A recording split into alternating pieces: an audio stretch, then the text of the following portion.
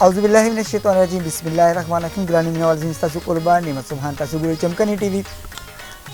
ولاړ یم د یو د سوکانو کلي ریسرچر سره د سبزو دوی په مختلف سبزو باندې ریسرچ کوي او هر سیزن سبزي په خپلو پټو کې کوي او په هغې باندې مختلف تجربات کوي. دوی دا ځل یو نوې سبزي په دې علاقه کې متعارف کړی ده. په هر سیزن یې کرلی ده شمله مرچ د کور نور ترکاریانو کې دا ډېر خلک استعمالي په د شوق سره. او زمونږ رور اسماعیل بھائی په خپل پټو کې شمله مرچ وکرل، ورسره هاف سیزن تورې هم کرلی دي، ورسره هاف سیزن بادرنګ هم کرلی دي. نو په دې هکله باندې موږ دوی سره خبره کوو. السلام علیکم اسماعیل بھائی. وعلیکم السلام، ډېره مهرباني نعمت خان بھائی. ښه جي بالکل الله فضل تاسو. اسماعیل بھائی مهرباني. اسماعیل بھائی دا راته ووایي چې شمله مرچ یو نوې شی ته په دې علاقه کې متعارف کړو، هغه د هاف سیزن وکرلو. تجربه دې څنګه وشوه جي؟ یاره جی مونږ خو دا تجربه په دې نس باندې وکړه چې دا شمله مرچ د سبزیانو یو اهم جز دی، په هر ځای کې په هر سیزن کې استعمالیږي. خو زمونږ که پی کې دی بلکې بالخصوص زمونږ را پېښور ضلع به یاده کړو چې د دې شمله مرچ پکې څه هېڅ داسې رجحان نشته د زمیندار یا څه تجربه یا څه داسې خاص خیال د چا نشته او نه یې کرلي دي اوسه پورې که نه.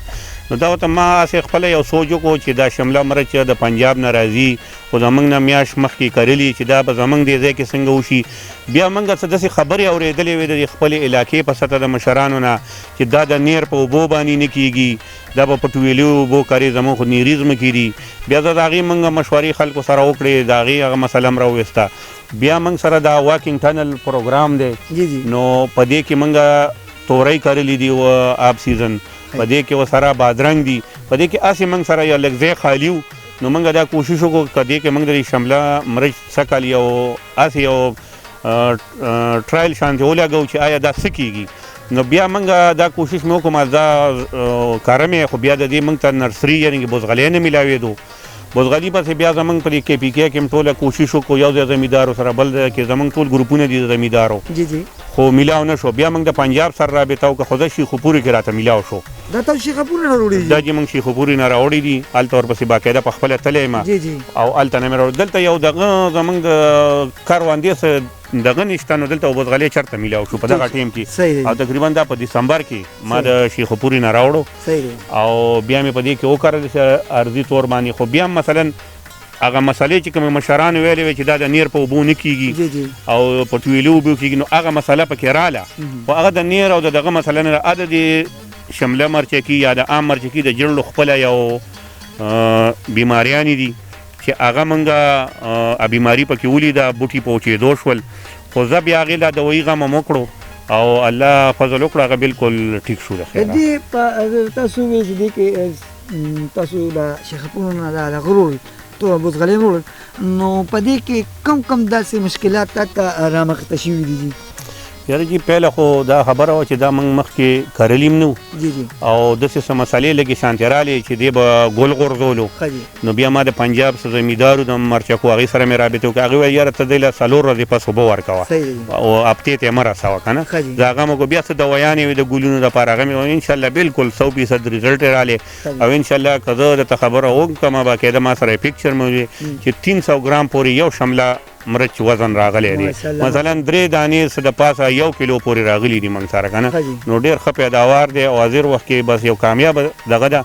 نو انشاءالله اوس لکه په پېښور کې 100 کاله د هغې نه پس بیا موږ دلته یو ملګري مې اوس هم وکرل، نو را روان کار له به انشاءالله پوره پروګرام وي زموږ په دې. اسماعیل بھائی موږ ته په انټرو کې ووایي چې تاسو دغه بادرنګ هم کرلي دي آف سیزن او تورۍ هم تاسو آف سیزن کرلي دي. تاسو د آف سیزن ولې کوئ جي؟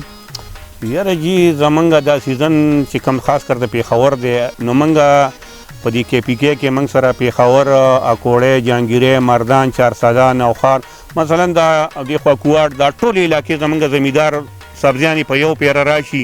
نو تقریبا که زه ته ووایم چې نیم کې پي کې سبزي په یو ټیم کې زمونږ په جون جولای کې رارسي. نو بیا په پاکستان کې ریټونه دومره حد ته راپرېوځي چې موږ له زمیندارو له هغه خپله خرچه هم نه کوي. نو موږ دا کوشش وکړو چې دا هم یو میاشت یوه نیمه مخکې کړه. نو موږ وایو که دا لږ شانتي مخکې راشي د پنجاب سره راشي زمونږ د علاقه و بالکل آب سیزني یو خو بالکل فریش د پنجاب په نسبت باندې تازه شي دلته نو که د پنجاب نه راشي او زمونږ د پنجاب په مقابله په منډۍ کې مقابله شي نو زمونږ هغه نیم په نیمه ګران خرڅېږي صرف د تازهوالي په وجه باندې. اسماعیل بھائی دا هم راته ووایه تیره روان لپاره د یخنۍ دپاره د ګرمۍ سبزي به کم کاري؟ یاره انشاءالله اوس هم ورته اراده کړې ده دا تورۍ چې د خیره په ختمېدو شي نو موږ په سوات کې د ټماټرو د بزغلي اراده کړې ده او موږ به انشاءالله په اومه میاشت کې په جولای کې موږ به انشاءالله ټماټر کرو په دې کې هغه به په ان سیګنیټ کې یو جال دی چې هغې نه د ماشه مچ یو شی نشي ورتلی نو انشاءالله هغې کې به کرو او اکتوبر کې به انشاءالله د سوات سره زموږ یو او د ټماټرو سره به ټنډي بادرنګ نو انشاءالله دا به هم تیار وي د خیال. صحیح یعنی مطلب دا چې دلته زمونږ کم کورنۍ فصل چې ختمېږي نو تا به ورته بل تیار کړي دي؟ بالکل زمونږ به تقریبا چې انشاءالله ټماټر اوس تیار دي زمونږ اوس تیار شوي دي زمونږ په 4 تاریخ 5 تاریخ باندې زمونږ شوکه بس تقریبا وشوه که نه بس کوو دا ورځ نیمه کې بس شروع دي نو انشاءالله چې زمونږ به کالو سره د ټماټرو سیزن انشاءالله موږ داسې یو پروګرام برابر کړی دی چې د ان سیګنیټ نو کالو سره به انشاءالله زمونږ ټماټر موجود وي. ډېره مننه اسماعیل بھائی ستاسو موږ سره د خبرو کولو او موږ سره ټایم راکولو الله په خپل مقصد کې کامیاب کړو. دا ستاسو د هغه چې دی نو مینوالو د نور کوم زموږ د علاقې زمیندار چې دي هغې لپاره یو مشاله ده او هغوی هم د دوی نه زده کړه کولی شي د دوی نه راتلی شي دوی بل ډېر لرې نه دي دا په کچوړۍ کې اوسېږي او د کچوړۍ په ځمکه باندې ځان د ریسرچ سنټر جوړ کړی دی. امید لرم چې تاسو به زموږ دا پروګرام خوښ کړي. په دې خبرو تاسو نه اجازه غواړم د الله په امان.